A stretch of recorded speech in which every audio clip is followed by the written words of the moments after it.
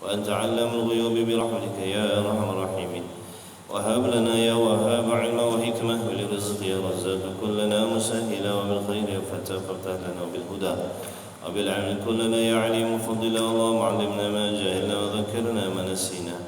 اللهم اجعل أعمالنا خالصة لوجهك الكريم. وصلى الله على سيدنا محمد وعلى آله وصحبه وبارك وسلم. الحمد لله رب العالمين. آمين يا رب العالمين. أما بعد، والسلام عليكم ورحمة الله وبركاته. Sedang hadirin hadirat, para muhibbin, para kekasih-kekasih Allah, insan-insan pilihan Allah, orang-orang yang mendapat pandangan yang istimewa daripada Allah Subhanahu wa taala. Alhamdulillah, segala puji bagi Allah Subhanahu wa taala yang menyenaraikan nama-nama kita masuk di dalam senarai orang-orang pilihan Allah, yang dipanggil, yang dijemput secara khusus oleh Allah Subhanahu wa taala untuk hadir dalam taman-taman syurga, taman-taman ilmu. Mudah-mudahan diharapkan antum semua sihat walafiat, sentiasa dalam rahmat Allah, sentiasa dalam redha Allah, sentiasa dalam bimbingan Allah. Mudah-mudahan kita semua zahir batin, insya-Allah sama-sama kita menghadirkan niat yang baik, niat yang ikhlas. Semoga Allah jauhkan hati kita daripada memiliki niat-niat yang tidak sepatutnya, yang menjadi asbab amalan kita ditolak, tidak diterima oleh Allah Subhanahu wa taala. Mudah-mudahan Allah taala jauhkan hati kita daripada memiliki sifat ujub, merasakan kehebatan, kagum dengan diri sendiri, yang melakukan amal yang mana pada hakikatnya semua ini semata-mata limpah rahmat pertolongan daripada Allah Subhanahu wa taala. Mudah-mudahan kita sentiasa dipilih oleh Allah untuk sama-sama selalu hadir di dalam taman-taman ilmu, taman-taman syurga, yang mana dihidangkan di dalamnya maghfirah daripada Allah, rahmat daripada Allah, hidayah daripada Allah Subhanahu wa taala, insya-Allah. Sambungan kitab Risalah Tauhid. Kitab Risalah Tauhid, muka surat 37 perenggan pertama atas.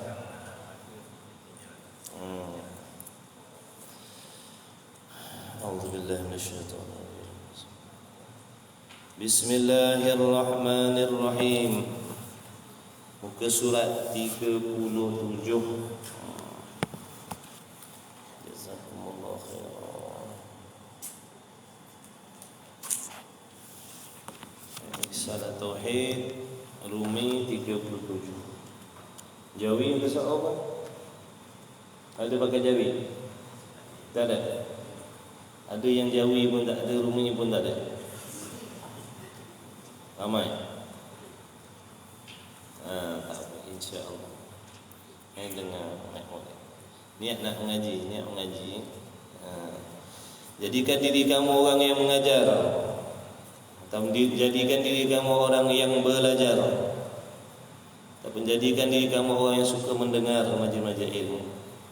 Jadikan diri kamu orang yang cinta, kasih dengan ilmu, kasih dengan majlis ilmu. Jangan jadi golongan yang satu lagi.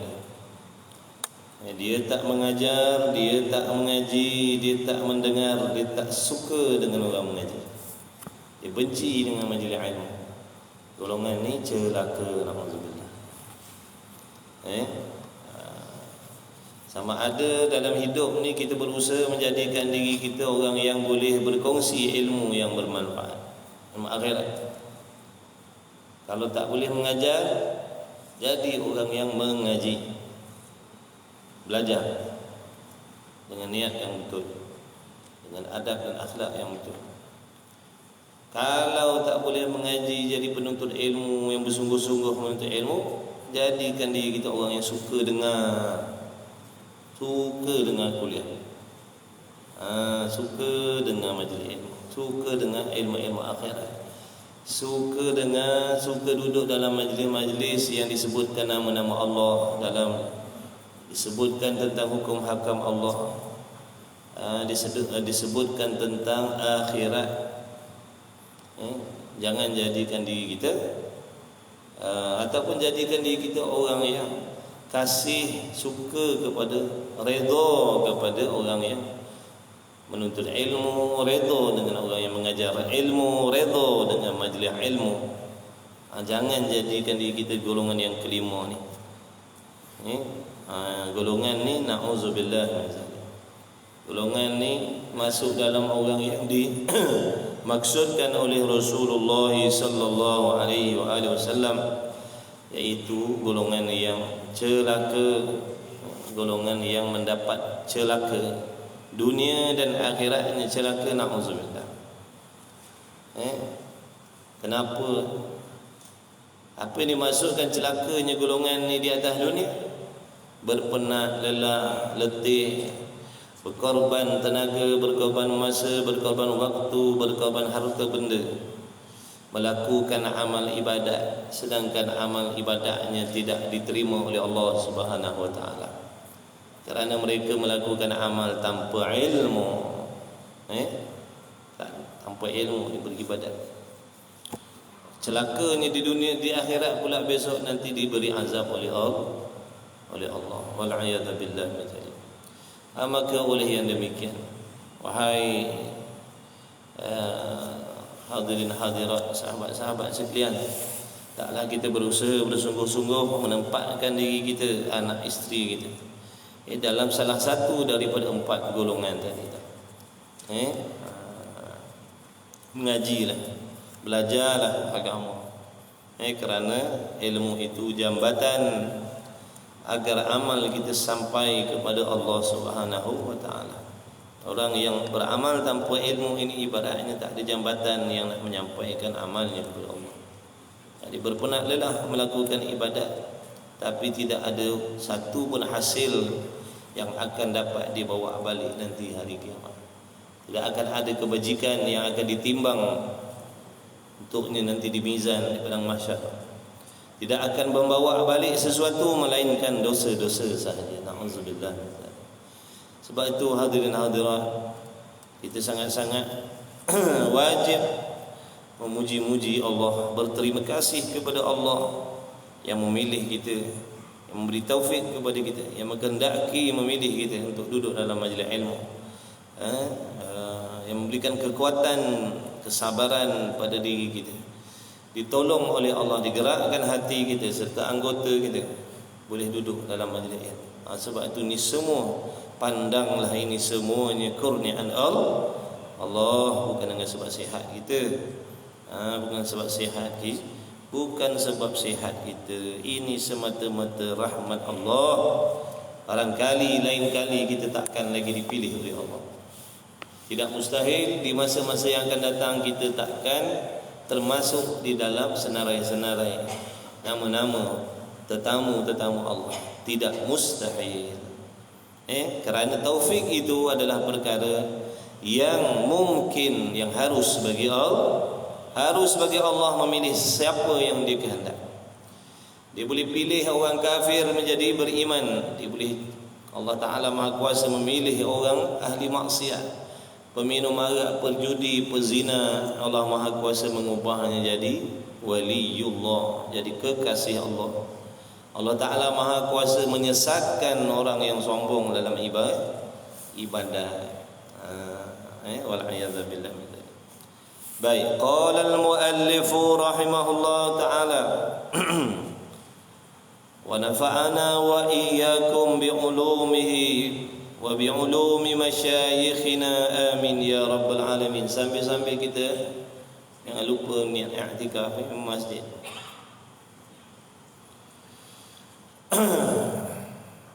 Dan jangan lupa jangan tidur.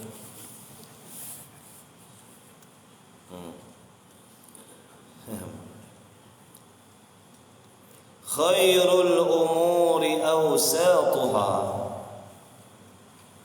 Ini kembali kepada pelajaran kita sebelum ni.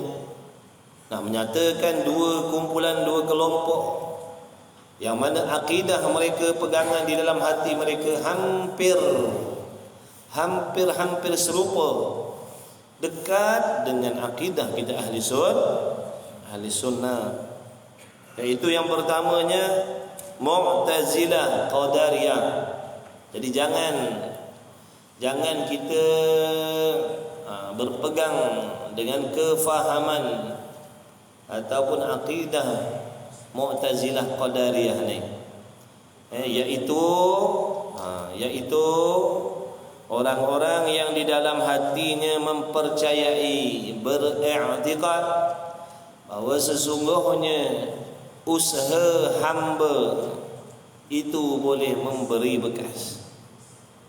Barang siapa yang di dalam hatinya percaya ataupun mengatakan bahawasanya usaha hamba itu boleh menghasilkan kebaikan ataupun menghasilkan keburukan, menghasilkan taat ataupun maksiat, menghasilkan faedah ataupun mudarat, memberi kesan baik ataupun memberi kesan yang tidak baik. Usaha hamba boleh memberi kebaikan ataupun keburukan. Usaha hamba boleh memberi manfaat ataupun boleh memberi mudarat. Jadi mana-mana mereka yang dalam hatinya beriktikad sedemikian, secara sedar ataupun tidak sedar, mereka telah duduk di dalam kelompok Mu'tazilah Qadariyah. Apa hukumnya? Ada ulama mengatakan kafir, ada ulama mengatakan fasik. Auzubillah. Jangan. Qadariyah ni mengadakan benda yang tiada. Mereka mengadakan sesuatu yang tiada. Mengada-ngadakan benda yang tiada. Apa yang dimaksudkan mengada-ngadakan benda yang tiada? Iaitu kudrat hamba boleh memberi bekas. Kudrat hamba boleh memberi kesan. Sebenarnya tak wujud pun. Kudrat hamba memberi kesan ni tak ada. Tapi mereka mengatakan ada. Mereka mengatakan ada usaha hamba yang boleh memberi bekas.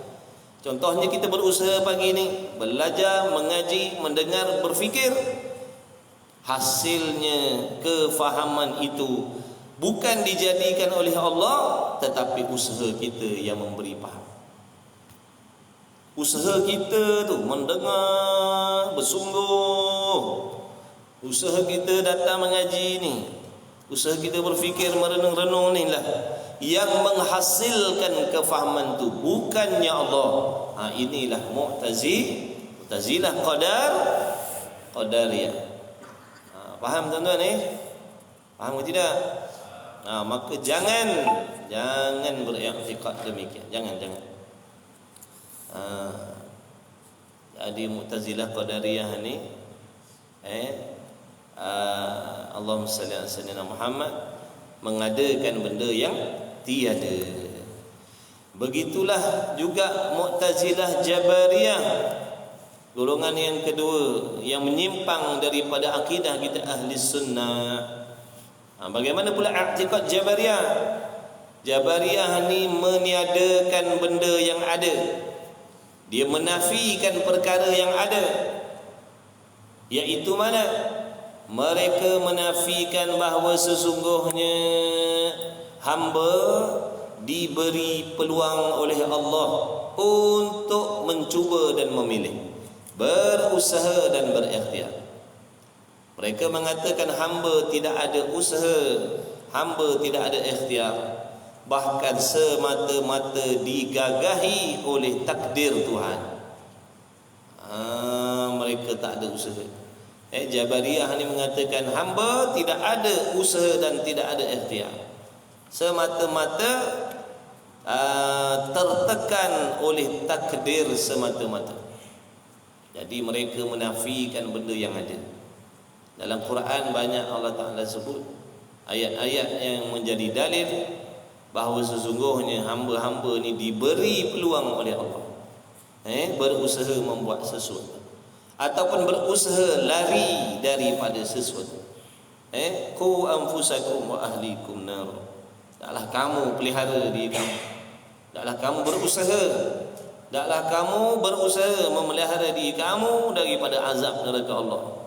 Begitulah juga hendaklah kamu berusaha bersungguh-sungguh memelihara ahli keluarga kamu daripada api neraka Allah. Itu Allah suruh lari. Allah suruh usaha lari. Kemudian di dalam ayat yang lain juga Allah sebut walladzina jahadu fina.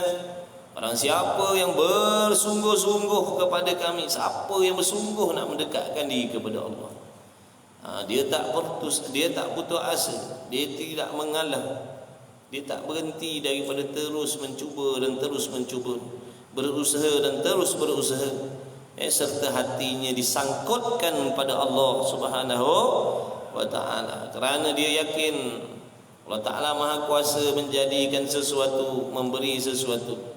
Dan dia sedar, dia yakin bahawasanya usaha dan ikhtiar yang dia lakukan itu sekadar sebab sahaja yang tak boleh memberi bekas. Itu baru betul ahli sunnah wal jamaah. Adapun Jabariyah tadi semata-mata mengatakan kita tak ada usaha dan tak ada ikhtiar. Semata-mata kita ni menunggu-nunggu takdir Tuhan. Kalau nak makan, tunggu takdir Tuhan. Kalau nak minum, tunggu takdir Tuhan. Kalau nak bercakap, tunggu takdir Tuhan. Semuanya begitu. Dia terus nak memandang kepada hakikat macam tu. Memanglah hakikatnya begitu.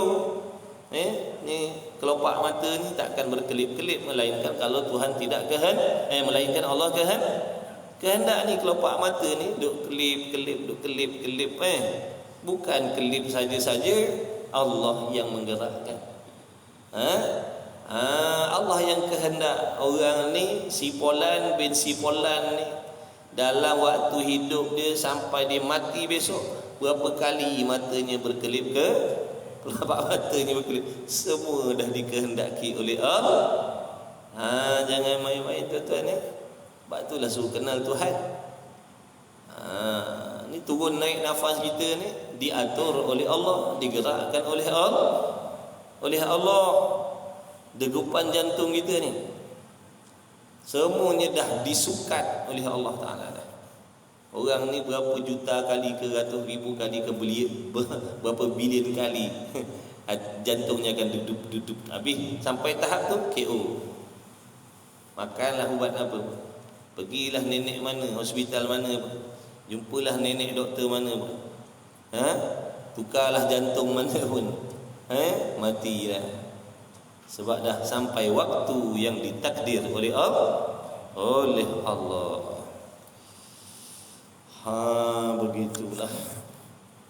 Itu hakikat dia. Adapun kita ahli sunnah wal jamaah duduk tengah-tengah. Tidak terlalu kendur pegangannya macam Qadariyah tadi. Mengatakan usaha hamba berani sangat dia mengatakan usaha hamba ni boleh memberi bekas. Tu melampau. Yang Jabariyah tadi longgar sangat sehingga dia menafikan usaha hamba. Tak ada, kita ni tak ada usaha. Kita ni tak ada usaha, semata-mata tunggu takdir Tuhan. Itu Jabariyah, Jabariyah. Yang mana Jabariyah ni lah ramai nampak pada zahirnya manusia ni ramai rata-rata majoritinya mengikut fahaman Jabariyah.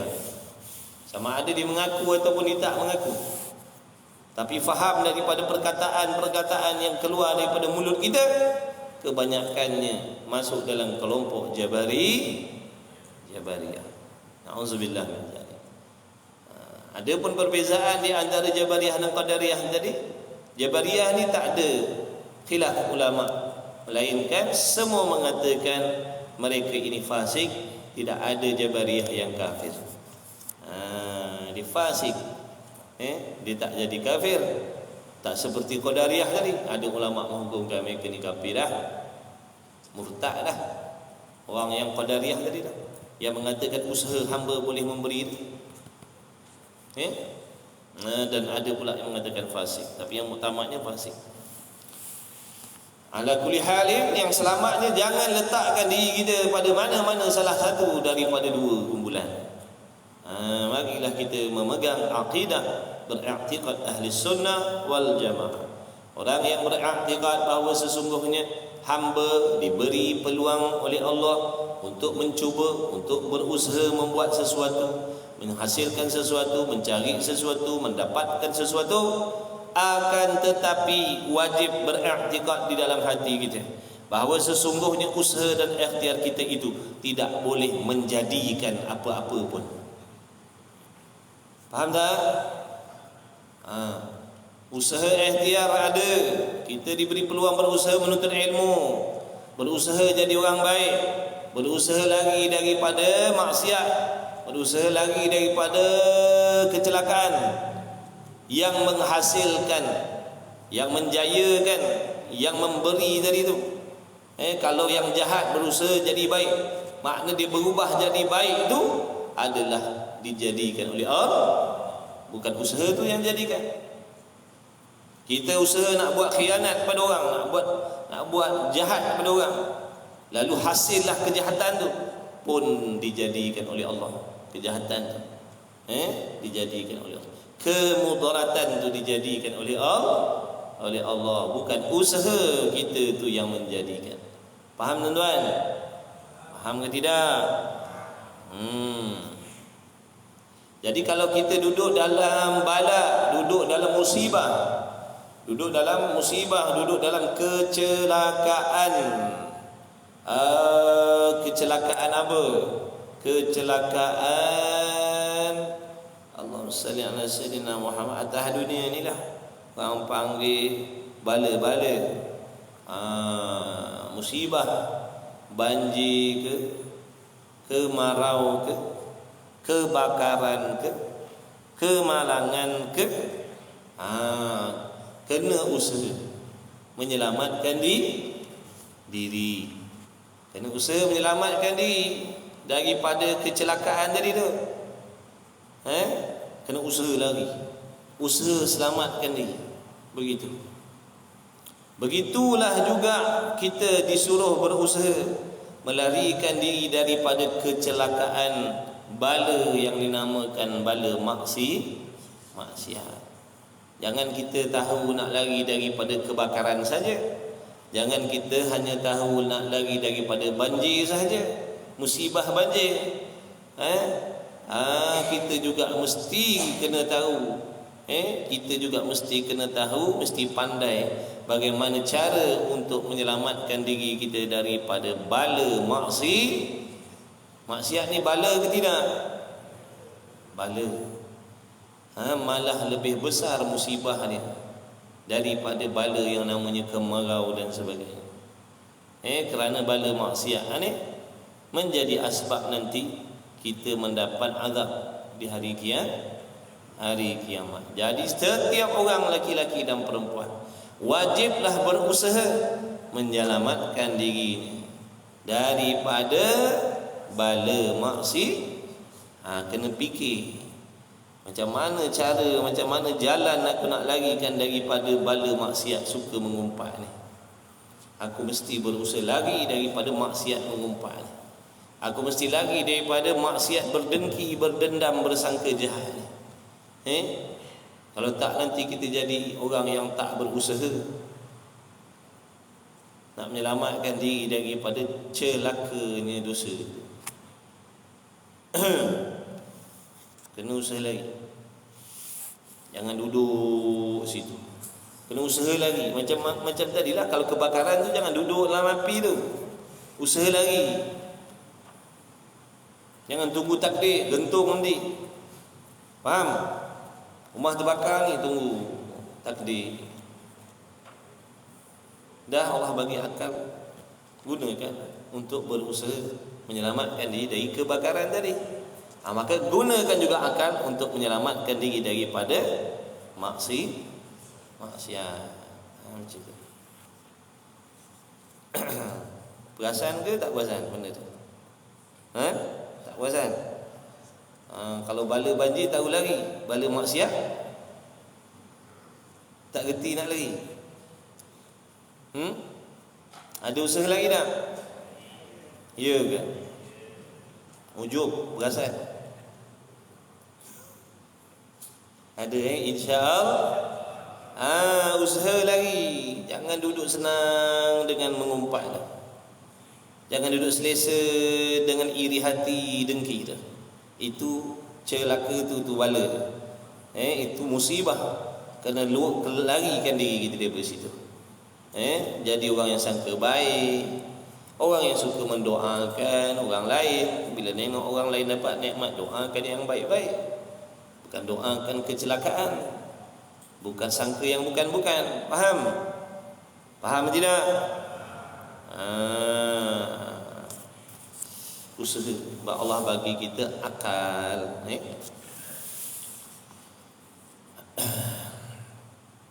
Maka fikiran-fikiran orang Islam di dalam perkara yang tersebut telah didapati kebanyakan mereka itu mengikut fahaman Jabariyah. Jadi apa kita ulang? Jabariyah ni orang semata-mata serah pada takdir.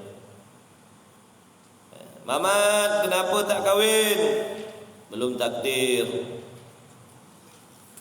Joya, kenapa tak akan kahwin lagi kau ni, Joya? Belum ada, belum takdir, belum ada jodoh. Usaha.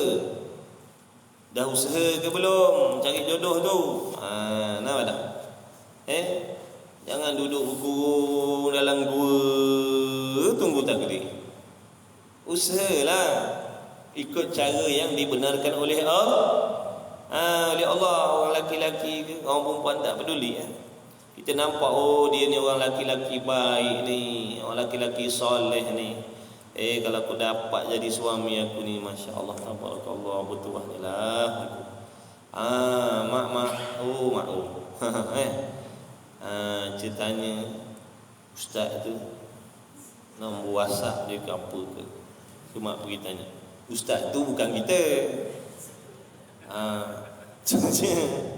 Berasa macam nak jadi isteri dia lah, mak. Boleh tak tolong pergi merisik? Terbalik pula. Tak apa.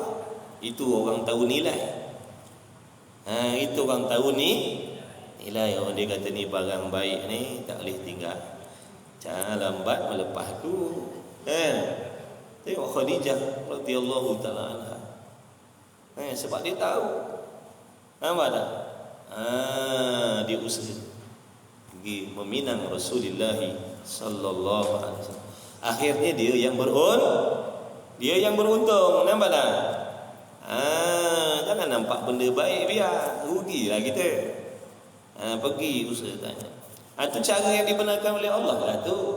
Ataupun yang lelaki nampak orang perempuan berasa macam nak buat bini, pergilah suruh mak ayah kita pergi merisik tanya dia. Dia tak nak pula, kata dah takdir tak ada jodoh dengan dia. Ni usahanya tidak, tak ada jodoh. Try lah dia 2-3 kali tengok.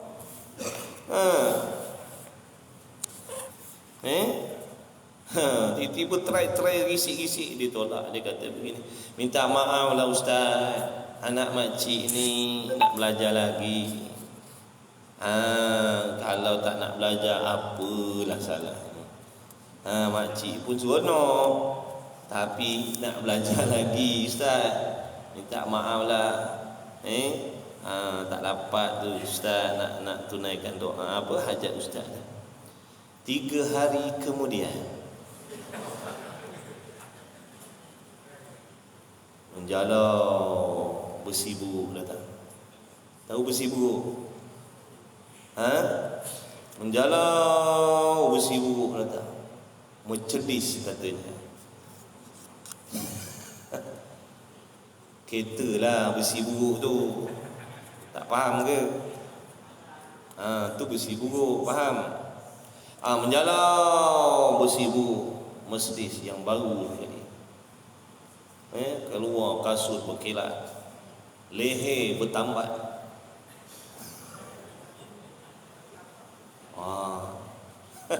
Makcik jengah, siapa dia orang ni? Oi, besarnya kita. Duduk naik sembang-sembang. Ginilah makcik. Baru bagi salam, makcik setuju. Inna lillahi wa inna ilaihi raji'un. Baru bagi salam makcik setuju. Anak makcik tu memang dah tak nak belajar lagi. Baru 3 hari sudah dia cakap dengan ustaz tu anak dia nak belajar. Tengok. Ini tak ada kena-mengena dengan siapa Ni cerita je ni, buat cerita ngantuk-ngantuk subuh-subuh ni. Nampak besi buruk menyalau je, anak dia dah tak jadi belajar. Dan tak jadi belajar anak dia. Tadi nampak Pak Lepai datang, Pak Ustaz datang, kain-kain belekat, spy bawa. Tu pun rim gelo pun tak dapat nak tukar, tak ada duit. Anak makcik nak belajar Ustaz. Kalau dia tak belajar apalah salah. Datang yang tadi tu bagi salam je, jawab salam terus makcik setuju. Minggu depan terus masuklah. Kira jadilah. Ada tak yang macam tu? Ada. Apa tak ada pula? Ada macam tu. Tu panggil usaha lah. Tak apalah tu usaha. Yang ustaz tadi kata tak ada jodoh dah saya. Tak apalah, betul lah sebab ada usaha. Yang bawa besi buruk tadi dia kata alhamdulillah, usaha tu berhasil katanya. Ni rezeki daripada Allah. Tak apalah. Tak apalah besi buruk pun, tapi kena Tuhan, kena agama dah. Jangan semata-mata tengok besi buruk tak semayang tak apa, tak mengaji tak apa. Faham?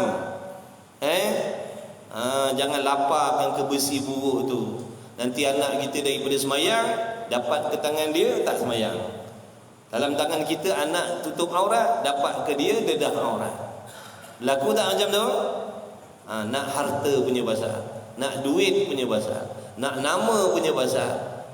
Lepaskan amanah Allah kepada orang yang tak ada, yang tak minat dengan agama. Habis naya anak kita. Nak ambil balik tak boleh dah, jadi bini orang lah.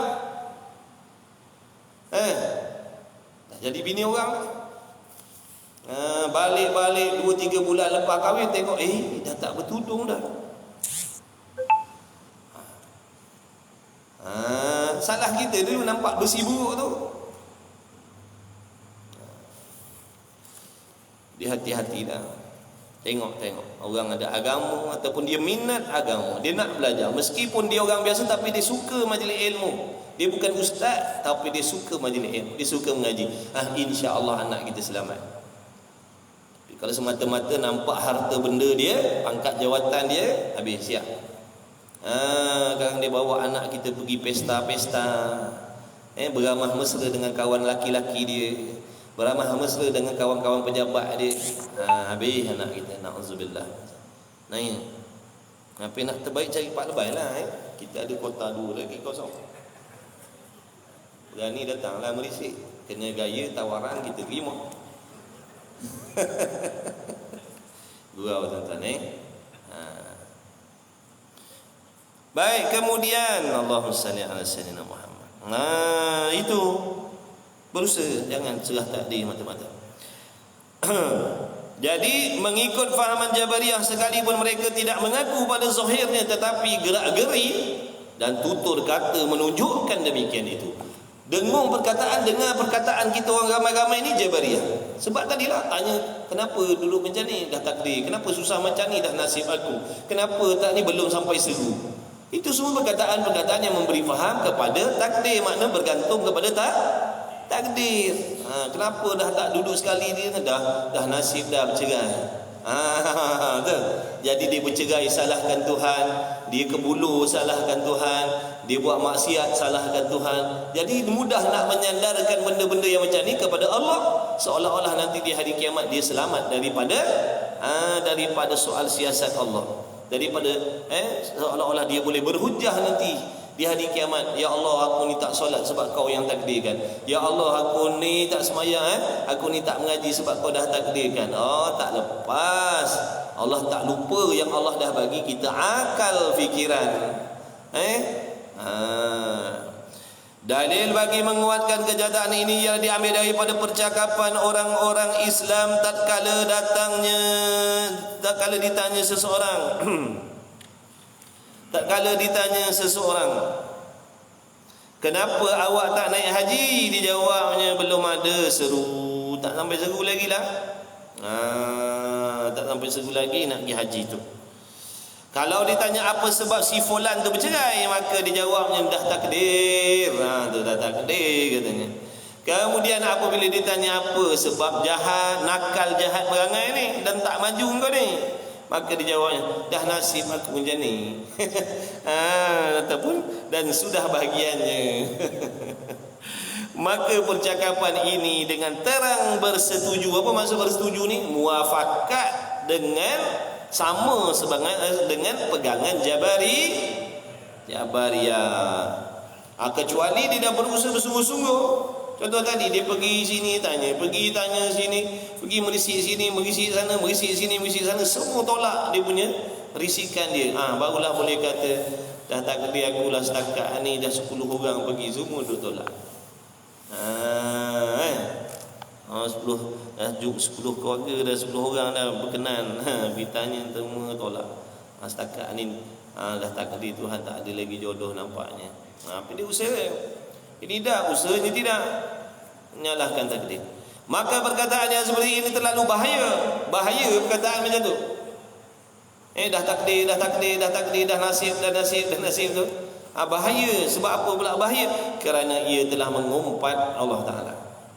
Maknanya mengumpat Allah ni nak menyalahkan Allah, nak salahkan Allah, padahal Allah bagi dia akal.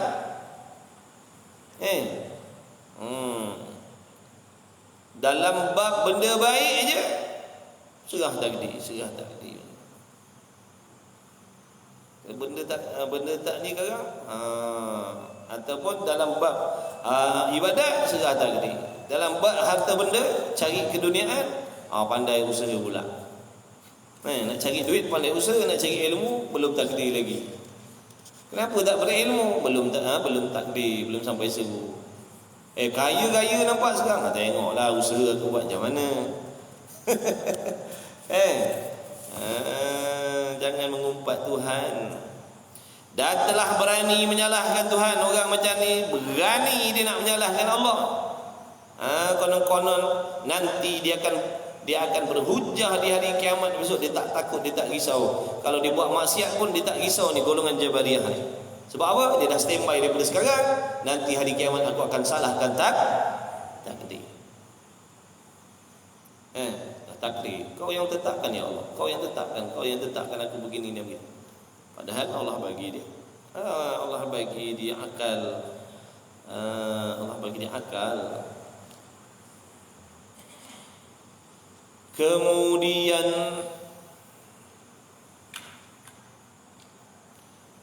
dia menyangka seolah-olah Tuhanlah yang menyebabkan dia jadi sengsara. Yang demikian itu sangatlah salah kerana firman Allah Ta'ala, ma asabaka min hasanatin fa min Allah wa ma asabaka min sayyi'atin fa min nafsik.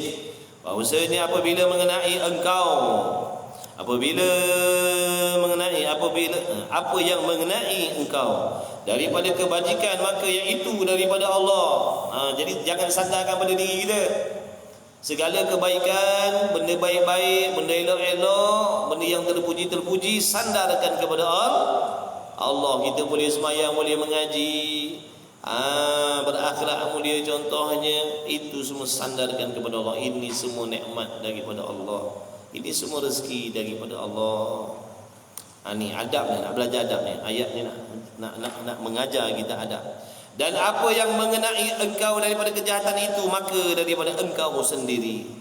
Maknanya bangsakan kejahatan, bangsakan kelemahan, bangsakan kekurangan itu disandarkan kepada diri kita sendiri. Yang mana hakikatnya sebenar-benar itu juga sebenarnya daripada Allah. Itu orang panggil adab dengan Allah, akhlak dengan Allah. Segala kelemahan, segala kekurangan, segala kecelakaan, segala kemaksiatan tu sandarkan kepada diri kita. Ada pun benda baik-baik, sandarkan kepada Allah. Jangan menyandarkan yang jahat-jahat, yang buruk-buruk itu kepada Allah, walaupun pada hakikatnya begitu. Sebab tu selalu dengar kalau orang tu berceramah, penutup dia yang baik-baik itu itu daripada Allah, tuan-tuan. Ada pun segala kelemahan, kekurangan tadi, tak pandai nak bersyarah, salah cakap, itu daripada kelemahan diri saya sendiri. Itu namanya adab. Faham? Faham tak ni? Itu namanya adab bercakap. Adapun i'tiqad, tetap yakin, buruk baik, sempurna tidak, perbuatan sengaja, perbuatan yang tidak sengaja, semuanya itu berlaku dengan kehendak Allah. Itu dalam perut simpan. Tapi di mulut kena adab. Yang dari mulut kena jaga adab.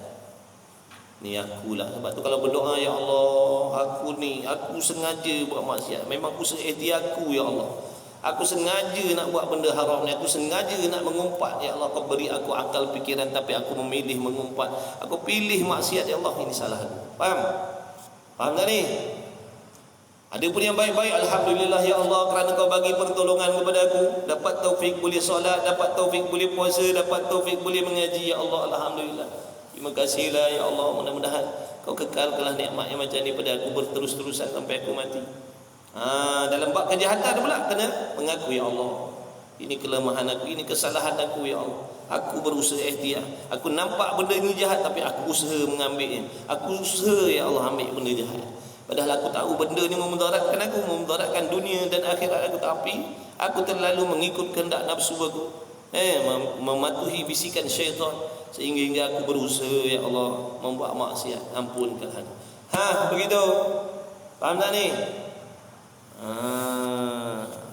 Itu orang panggil adab dengan Allah. Beradab dengan Allah. Baik. Kemudian muka surat 38, al-iradah, masuk sifat yang ke-8. Jam tu silau, tak nampak. Nampak lampu. Kan tak sedar pukul 8. Cicak lain macam. Okey. On cicak lain. Si dagang okey. Alhamdulillah. Itu hukum adat.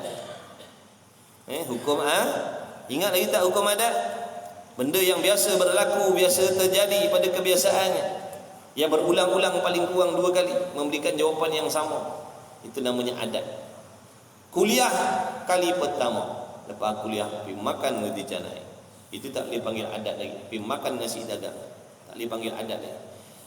Kuliah satu lagi, makan roti canai juga, makan nasi dagang juga. Kuliah ketiga, habis di kuliah ada orang tanya, tak, lepas ni pergi mana? Saya boleh jawab begini, pada adatnya makan nasi dagang ni kan. Pada adat, baru boleh guna perkataan pada adat. Sebab apa? Benda dah berulang-ulang 2 kali, paling kurangnya 2 kali, dan memberi jawapan yang sama. Itu namanya hukum adat. Waktu Zuhur hari ni dia datang masjid semayang, tak boleh lagi kata adat dia datang masjid. Zuhur besok pun dia datang masjid juga. Dah 2 kali berlaku benda yang sama pada diri dia. Masuk kali ketiga, hari ketiga sebelum Zuhur, kalau pagi tu orang jumpa, kawan kita yang seorang tu, dia semalam tu, hari ni dia pergi mana Zuhur? Kita boleh jawab, pada adatnya Zuhur dia ada. Faham tak tu? Boleh guna perkataan pada adatnya Zuhur kan dia datang. Sebab apa? Dah 2 kali dah macam tu. Jangan benda baru sekali kita dah kata adat dah. Itu hukum adat. Benda yang berlaku, wajib berlaku pada kebiasaan. Hukum adat sama macam hukum akal, ada 3 bahagian kan. Wajib adat, mustahil adat, harus adat. Jangan lupalah tu. Ni dah sampai muka surat berapa ni, 38. Bab hukum adat itu muka surat berapa? Manalah tahu. Lama dah lupa. Tengok-tengok balik. Sebab tu yang terbaiknya ada kitab, boleh tengok, boleh ulang kaji. Baik, jadi iradat. Iradat ni apa ni? Iradat ni artinya mengkehendaki. Dalam kitab Misbah dulu diterjemah dengan sifat pekehendak. Sifat pekehendak. Di sini diterjemah dengan mengkehendaki. Dua-dua ni betul. Cuma terjemah dengan sifat iradat, terjemah dengan pekehendak, itu lebih halus sikit daripada sini. Nak mengelakkan kekeliruan, kerana kita sedang membahaskan tentang sifat Allah, bukan membahaskan tentang perbuatan Allah. Ta'alluq bagi sifat iradat tak? Iradat tu nama bagi sifat yang wajib ada pada Allah.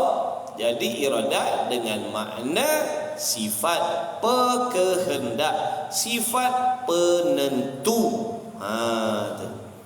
Apa peranan dia? Baru tanya peranan. Apa peranan sifat penentu yang ada pada Allah? Apakah peranan sifat pekehendak yang ada pada zat Allah tu? Lalu kita pun jawab, peranan dia, tugasan dia, ta'alluq dia, sifat iradat ni, sifat berkehendak tadi, peranan dia menentukan sesuatu yang harus. Menentukan benda harus, menentukan benda mungkin. Apa makna mungkin? Sesuatu yang boleh ada dan boleh tiada. Sesuatu yang akal terima ada dan akal juga boleh terima tiada. Itu nama mungkin.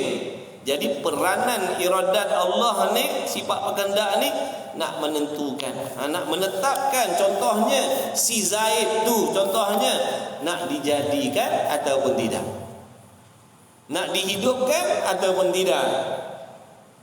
Itu peranan iradat. Iradat bukan menjadikan, menentukan dulu. Kita ada tak iradat? Kita ada tak iradat? Jawab tuan-tuan. Malu dengan orang konsert tu. Assalamualaikum. Assalamualaikum. Satu dewan menjerit jawab. Bukan bagi salam. Hello kata dia. Ataupun hai. Ditanya sini, dua orang ni jawab. Malu dengan orang duduk dalam konsert. Semangat sikit ngaji. Apa tadi? Tanya. Kita tanya apa tadi?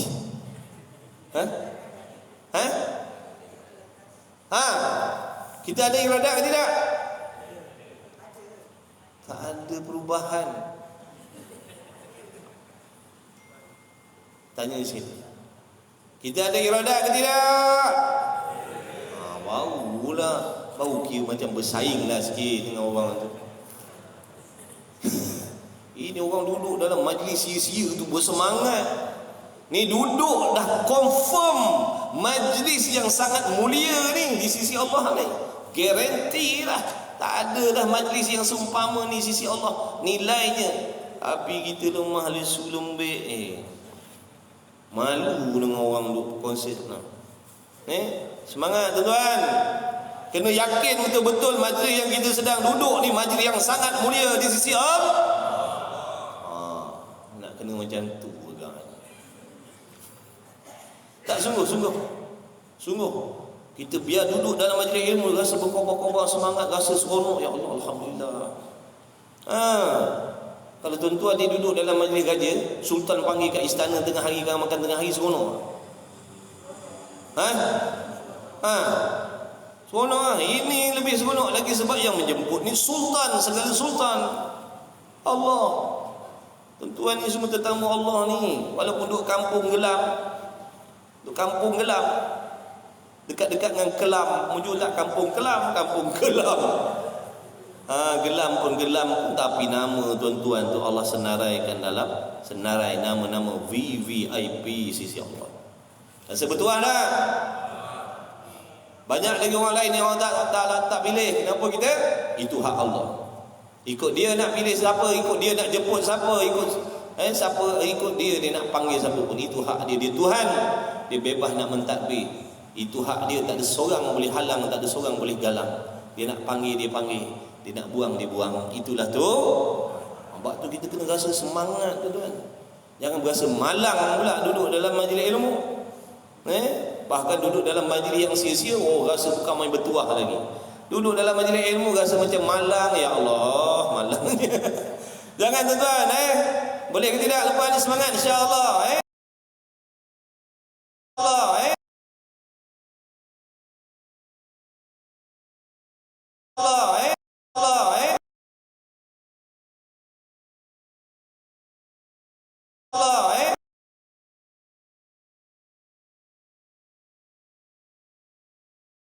500,000. Tiba-tiba kerajaan mengatakan besok tak peduli siapa pun tanpa syarat boleh keluarkan 500,000. Oh, kita berbondong-bondong bagi semangat nak keluarkan 500,000. Dah ada macam-macam buat rumah lah. Tu nak menentu. Jadi rumah dah buat ke belum? Belum. Ni baru keluar duit ni. Rumah belum buat lagi. Jadi bincang dengan suami, bincang dengan isteri dia. Kita ni nak buat rumah ke tak nak? Ni rumah dah ada ni. Nak buat rumah lagi ke kita nak buat homestay ke apa benda? Jadi belum ada penentuan lagi. Nak buat ke tak nak? Sebab dua-dua ni harus. Barangkali buat, barangkali tak buat. Nah mana? Jadi inilah perlunya iradat tadi untuk menentukan salah satu tadi. Nak buat ke tak nak buat? Nak buat pun boleh, tak nak buat pun boleh. Jadi bincang dapat keputusan. Kalau begitu tak payah buatlah. Contoh, makna dah menentukan, tapi bukan menentukan buat, menentukan tak nak buat. Yang orang lain pula dibincang-bincang, rasa nak buat rumah lah, kita buatlah. Kita buatlah. Jadi dia dah menentukan nak buat. Yang seorang tadi menentukan tak nak buat. Itulah peranan iradat, sifat berkehendak tadi tu. Kita pun ada sifat berkehendak kita, tapi sifat berkehendak kita tak samalah seperti sifat berkehendak Allah. Cuma buat contoh nak bagi faham peranan iradat tu. Ni kita yang hadir ni dalam masjid ni, macam mana kita boleh hadir dalam masjid ni hari ni pada pukul ni, waktu ni? Inilah tanda-tanda, bukti-bukti, kesan-kesan daripada ta'alluq iradat Allah.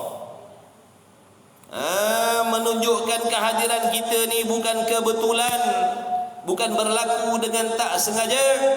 Bahkan kehadiran kita, begitulah juga kawan-kawan yang mengaji mengikut online ni, nama-nama mereka telah dikehendaki oleh Allah sedia kala lagi. Allah dah tetapkan hari Ahad ni sekian hari bulan tahun sekian, tempat sekian, masjid sekian, kuliah sekian, orang-orang ni aku akan hadirkan di situ. Maka bila sampai waktunya yang Allah kehendak tadi, Allah akan jadikanlah benda itu. Allah akan gerakkanlah hati-hati kita datang. Hadir. Allah akan gerakkanlah kaki tangan kita melangkah dan sebagainya, sehingga kita boleh duduk kat sini sampai sekarang ni. Inilah tanda-tanda apa yang telah dikehendaki oleh Allah. Semua tuan-tuan, pakaian apa kita hari ini? Hari ini kita pakai ridak warna apa? Semuanya dalam kehendak Allah. Tak ada satu pun, ingat, tak ada satu pun benda yang berlaku yang terjadi di atas alam semesta ini kecuali perkara itu Allah telah menentukan sedia kala lagi berdasarkan ilmu pengetahuannya yang maha sempurna, yang maha meliputi, yang memiliki pula hikmah yang tertentu. Faham ke tidak ni? Ikutlah. Buruk baik, berlakunya taat, berlakunya maksiat, hakikatnya berlakunya benda taat itu dengan kehendak Allah. Hakikat berlakunya benda maksiat itu juga dengan kehendak Allah. Jangan jadi satu pahaman Jabariyah, Mu'tazilah mengatakan ada benda yang berlaku dengan kehendak Allah, ada benda yang berlaku dengan tidak dikehendaki oleh Allah. Itu bukan akidah kita. Faham? Akidah kita ahli sunnah wal jamaah, buruk baik taat maksiat semua itu berlaku dengan izin Allah, dengan kehendak Allah, dan dijadikan oleh Allah. Berapa ramai di kalangan kita yang mengatakan benda yang tak elok, benda yang tak elok tu lah, benda yang tak baik tu bukan kehendak Allah. Ramai yang berpahaman macam tu. Itu je Mu'tazilah punya pahaman tu. Jadi sebab tu suruh mengaji. Daripada mengaji, mendengar ni, sampai-sampai duduk menyandar mendengar tu, kita dah dapat beza dah. Oh, yang ni yang betul, yang ni yang salah, yang ni yang sepatut aku ambil, yang ni sepatut aku tolak. Inilah untungnya duduk dalam majlis ilmu. Kalau kita tak belajar, mana kita nak membezakan mana akidah yang betul, mana akidah yang salah? Bila kita tak boleh nak bezakan yang betul yang salah, macam mana kita nak ambil yang betul, nak buang yang salah? Faham tak ni? Sebab tu kena rajin mengaji, rajin mendengar. Jangan malas. Usia tak menjadi alasan. Ngaji sungguh-sungguh demi akhirat kita, insya-Allah. Mudah-mudahan Allah redha kita. Sebab ada yang berpahaman macam tu. Itu bukan akidah kita. Jaga-jaga. Itu bukan akidah kita. Akidah ahli sunnah wal jamaah, buruk baik yang berlaku taat maksiat itu hakikatnya berlaku dengan izin Allah. Kalau Allah tak kehendak dia solat, dia takkan solat. Kalau Allah tak kehendak dia, contoh ni, sekadar contoh, dia minum arak, dia takkan minum arak. Jadi berlakunya perbuatan maksiat itu pada zahirnya nampak dilakukan oleh makhluk, tetapi di sebalik itu berlakunya dengan izin Allah, dengan kehendak Allah Ta'ala. Kenapa Allah Ta'ala jadikan benda-benda tu maksiat tu?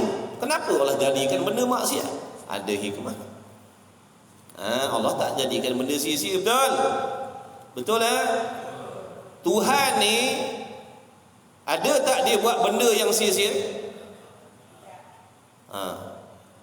Tidak ada sekali-kali. Yang buat sia-sia ni kita. Tu kerja kita. Kerja Tuhan tak ada yang sia-sia. Semua ada hikmah. Contoh, Allah kehendak, Allah sengaja kehendak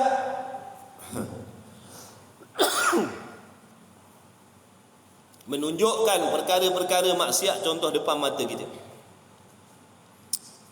Di antara hikmahnya apa dah? Nak menguji kita yang konon-konon taat ni, sombong ke tidak, berjahat sangka ke tidak. Bila melihat benda-benda maksiat, Allah uji kita sebenarnya. Nak tengok hati kita sombong ataupun tidak. Itu di antara hikmah ni. Sebab banyak orang yang sombong dengan ibadat. Tak-mentang dia boleh taat, tak-mentang dia tutup aurat, maka dalam hatinya mengkeji-keji orang yang belum menutup aurat. Dia tak sedar benda itu berlaku dengan kehendak Allah. Dia tak sedar yang orang tu duduk dedah aurat tu sebab Allah tidak kehendak dia menutup aurat. Dan dia tak sedar yang diri dia boleh menutup aurat tu semata-mata limpah kurniaan Allah, kehendak dia jadi orang yang menutup aurat. Jadi dia sombong. Dia tak sedar hakikat. Makna gagallah dia dengan ketaatan dia tadi. Ketaatan itu sendiri yang menjadi hijab, dinding di antara dia dengan Allah. Ibadat itu sendiri yang menjadi dinding, dia tak sampai kepada redha Allah. Sebab hatinya terhijab dengan amal tadi tu. Hati-hati. Kadang semayang kita, puasa kita, ngaji kita, mengajar kita ni yang jadi dinding di antara kita dengan Allah. Hati tak sampai kepada Allah sebab terhenti pada ibadat. Memandang ibadat menyebabkan jadi ujub, jadi sombong, jadi takabur. Tapi orang yang tembus hatinya sampai kepada Allah, dia takkan ada sifat tu. Sebab dia sedar apa yang ada pada diri dia itu taat itu semata-mata kehendak Allah, pilihan Allah. yang Allah boleh tarik bila-bila. Dan dia sedar, dia tahu orang-orang yang sedang melakukan maksiat yang Allah Ta'ala tunjukkan depan mata dia itu adalah orang-orang yang tidak mendapat taufik daripada Allah. Dan tidak mustahil orang-orang ni Allah Ta'ala akan bagi taufik dan jadi orang yang jauh lebih taat daripada kita lagi. Cuma belum sampai waktunya. Dan nak tengok kita ni baik ke tidak. Kalau kita baik, kita akan mendoakan orang yang sedang duduk dalam bala maksiat. Kita akan doakan, ya Allah bagi taufik, ya Allah bagilah pertolongan, berilah petunjuk pada mereka, ya Allah. Sebab mereka sama macam aku. Cuma aku ni bertuah sikit, kau pilih bagi taufik. Bagilah taufik pada mereka juga agar mereka jadi orang baik, ya Allah. Boleh tak nak doa macam tu? Mulai hari ni boleh dah? InsyaAllah doakan yang baik-baik. Tutup mata kita daripada maksiat itu. Maknanya jangan menghukum atas maksiat yang kita lihat. Doakan, barulah kita baik.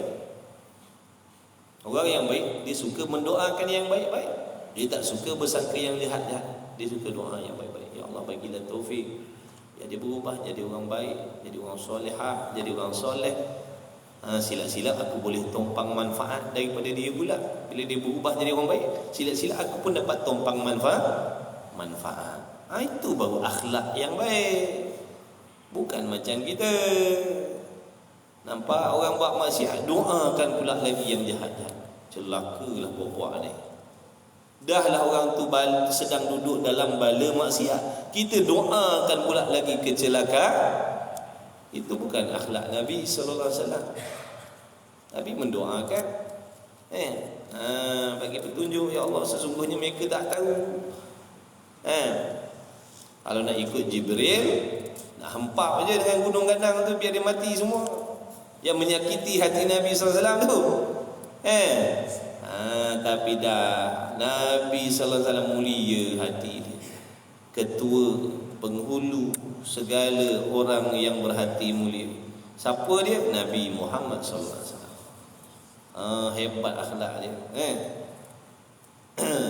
Ya Allah bagilah petunjuk.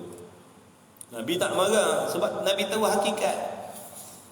Sebab mereka tak dapat hidayah, mereka tak dapat petunjuk, sebab tu mereka macam tu. Kalau mereka dapat taufik hidayah, bukan macam kita.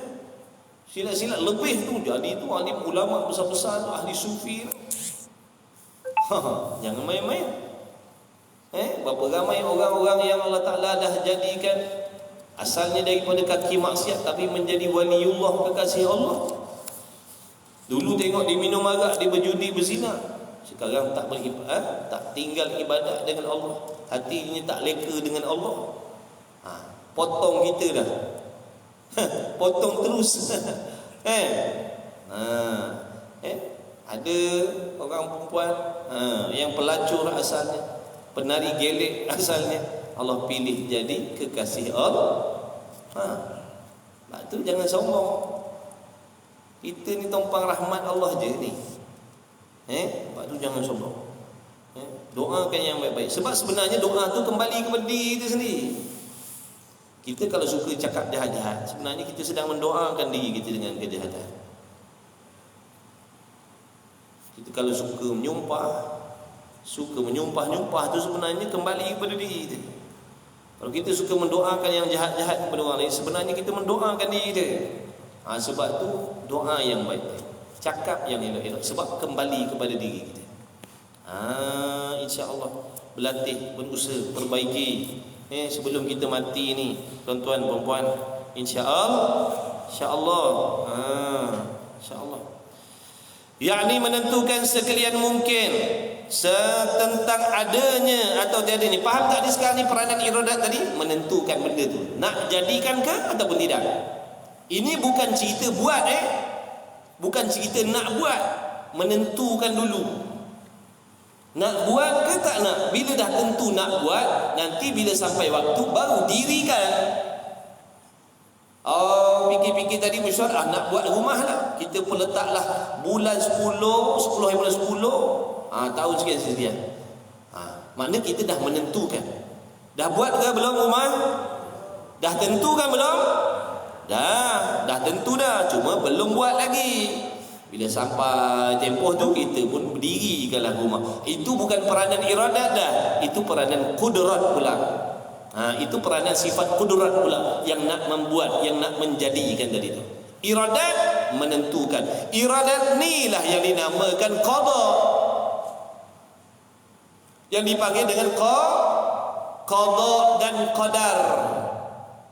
Qada tu iradat ni lah, apa yang Allah telah tentukan. Jadi kita beriman, kita yakin apa yang Allah telah tentukan, dan kita yakin benda inilah yang Allah telah jadikan. Qada menentukan, qadar menjadikan apa yang telah ditentukan oleh Allah. Iradat menentukan, kudrat menjadikan apa yang Allah tentukan. Contoh, Allah Ta'ala telah kehendak sedia kala lagi, Allah Ta'ala telah kehendak sedia kala lagi si Fulan bin si Fulan ni dia apa? Menjadi orang yang kaya raya, contohnya lagi bertakwa kepada Allah. Bila sampai umurnya 40 tahun contoh, sedia kala lagi Allah tentukanlah si Fulan bin si Fulan ni dia akan jadi orang yang kaya lagi bertakwa. Bila dia jadi orang kaya lagi bertakwa tu? Pada umur dia nanti 40 tahun. Detail tu hari apa, minit berapa, semua detail tu. Maksudnya sebelum sampai tarikh tu Allah tak jadikan lagi. Sebelum sampai tarikh yang Allah kehendak sedia kala tu, Allah tak buat lagi benda tu. Tapi dah ada dalam ketentuan Allah, cuma belum buat. Faham tak? Macam tadi tuan-tuan tadi dapat duit 500,000 ke duit sepi tadi, dah ada dah perancangan tu nak buat rumah, cuma belum buat. Tapi dah ada dah dalam penentuan, dah ada dah akan buat rumah, cuma belum sampai masa nak buatnya. Jadi daripada azali sampai sebelum tarikh tu duduk dalam ketentuan lagi, belum buat lagi. Sampai aja bulan tarikh yang Allah telah tetapkan tadi, maka Allah jadikan, Allah ciptakan kekayaan dan ketakwaan pada si Fulan tadi. Nampak tak? Allah ciptakan, Allah baru jadikan, Allah baru ciptakan kekayaan dan ketakwaan pada si Fulan bin si Fulan tadi. Inilah juga yang dipanggil dengan ta'alluq tanjizi hadis bagi sifat kudrat Allah tu.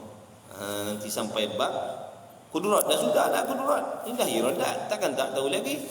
Dah belajar itu ta'alluq kudrat kan, ada 8. Okey, tak apa, ulang-ulang nanti lama-lama insya-Allah Allah bagi faham. Jangan lemah, jangan bosan, jangan jemu ngaji sungguh-sungguh. Atau tiadanya, hakikatnya ialah sifat mana tadi? Menentukan sekalian mungkin. Tengok tu, iradat ni peranan dia menentukan mungkin. Faham elok-elok? Dia tak ada terlibat langsung dengan perkara wajib dan perkara mustahil. Iradat tidak ada kait mengait dengan benda wajib dan benda mustahil. Kerana yang wajib ada, tetap ada, sedia ada, bukan ditentukan oleh Allah. Benda yang mustahil itu memang dah memang benda yang jenis tiada. Benda yang tak boleh terima ada selama-lamanya. Bukan tak adanya benda mustahil itu kerana Allah tak kehendak. Jangan keliru bab ni. Insya-Allah nanti kita sambung masa dah lebih dah. Masa dah lebih, nanti kita sambung. Tapi tak apa dah, tadi kita dah sebut dah tu.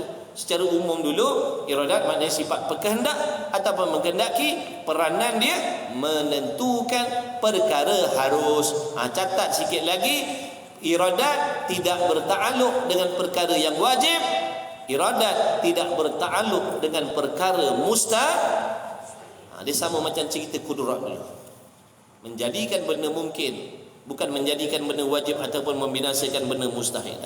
Menjadikan atau meniadakan benda mungkin. Iradat pun sama, ta'alluq dia hanya kepada benda mungkin sahaja. Wallahu subhanahu wa ta'ala a'lam wa ilmuhu wa atam. Jadilah kat situ minta maaf tuan-tuan, puan-puan, hadirin hadirat, datuk, datin, tan sri semua. Ambil masa tuan-tuan panjang. Tapi jangan risau, Allah bayar semua nanti. Allah bayar dengan syar. Allah bayar dengan apa tuan-tuan?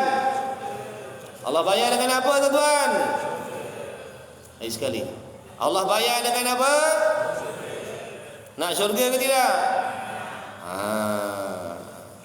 Baru orang kaki konsert lalu. Malu dengan geng-geng masjid Kampung Gelam. Semangat dia orang. Malu lah. Lemah-lemah je. InsyaAllah. Tengok tu malu tuan-tuan, orang kursus jadi jutawan tu. Pernah tengok tak orang kursus jadi jutawan?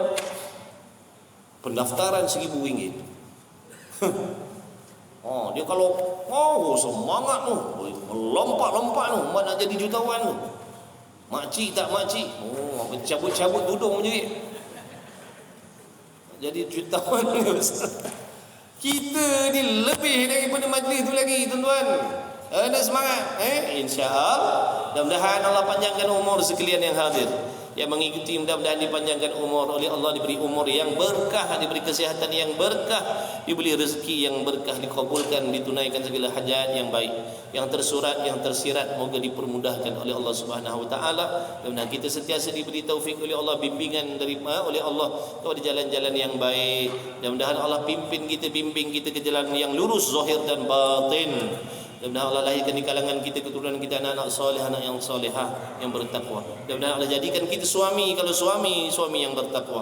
Mudah-mudahan Allah jadi kalau dia isteri yang bertakwa, ibu bapa yang misali, anak yang berakhlak beradab dengan ibu bapa, walau siapa pun ibu bapa kita. Mudah-mudahan insya-Allah diluaskan rezeki yang halal, insya-Allah dipermudahkan segala urusan ibadat, husnul khatimah insya-Allah. Amin ya rabbal alamin. Bismillahirrahmanirrahim. Alhamdulillahirabbil alamin. Wassalatu wassalamu ala Rasulillah wa ala alihi. Allahumma rabbana fa'na bima 'allamtana, rabbana 'allimna alladhi yanfa'una, rabbana faqih ahlana wa qarabatina fi dinina ma ahli al-qutri unsa wa dhakar. Wa sallallahu ala sayyidina Muhammad walhamdulillahirabbil alamin. Taqabbalallahu minni wa minkum. InsyaAllah sahabat-sahabat yang ikut kelas secara online, nanti pukul 9.30 ada kuliah duha. Baru nak mula hari ni di surau apa namanya? Surau dekat Khawarizmi, Pengkalan Balak, Tanjung Dara ada surau situ. Saya pun tak pernah pergi. Kan cari-cari tak jumpa, saya pergi mandi laut belakang tu laut.